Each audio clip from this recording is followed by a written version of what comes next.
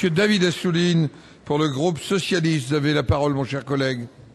Monsieur le Président, mes chers collègues, ma question s'adresse à Frédéric Mitterrand, autant au tout nouveau ministre qu'à l'homme de culture, à l'homme de toutes les cultures.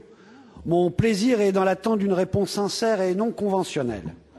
Monsieur le ministre, vous qui n'aviez pas hésité en octobre 2001 en tant que président de la commission d'avance sur recettes à apporter votre soutien à une grève au CNC, comprenez-vous les raisons ayant poussé les salariés de RFI à cesser le travail pendant 2 mois pour protester contre une restructuration d'une rare brutalité?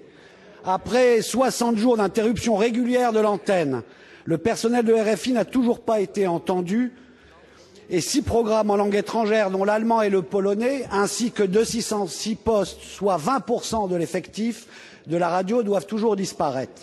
Mais au-delà de RFI, serez-vous sensible, en tant qu'ancien directeur des programmes de ce formidable outil de promotion de la francophonie qu'est TV5 Monde, au sort que l'on réserve sur les bancs de la majorité à une autre voix essentielle de la France dans le monde, l'AFP, promise à la privatisation? Par ailleurs, vous qui dénonciez en 1990, dans un geste fort, en direct, devant 8 millions de téléspectateurs, la paupérisation du service public, laisserez-vous résorber les 50 millions d'euros de déficit qu'aura accumulé France Télévisions en 2010 par la suppression de 500 emplois sur 900 départs en retraite d'ici 2012? Vous qui avez quitté TF1 avec fracas en 88, en affirmant avec des mots d'une rare violence, mais l'époque a changé. Je vous cite, ils n'aiment ni les Noirs, ni les Arabes, ni les PD, ni les gens de gauche. Autant dire que je n'avais pas beaucoup d'avenir.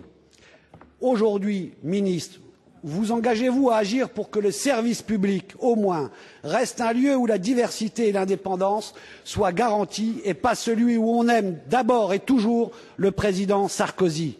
Allez-vous fermer les yeux devant la véritable catastrophe démocratique que constitue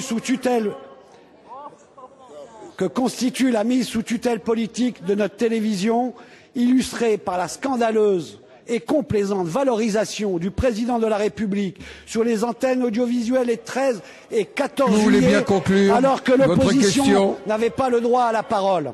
Agirez-vous pour garantir la pérennité des actuelles éditions locales de France 3, auxquelles les Français sont très attachés, comme l'indépendance des rédactions nationales des antennes de France Télévisions? Pour vous répondre, la parole est à Monsieur Frédéric Mitterrand, ministre de la Culture et de la Communication.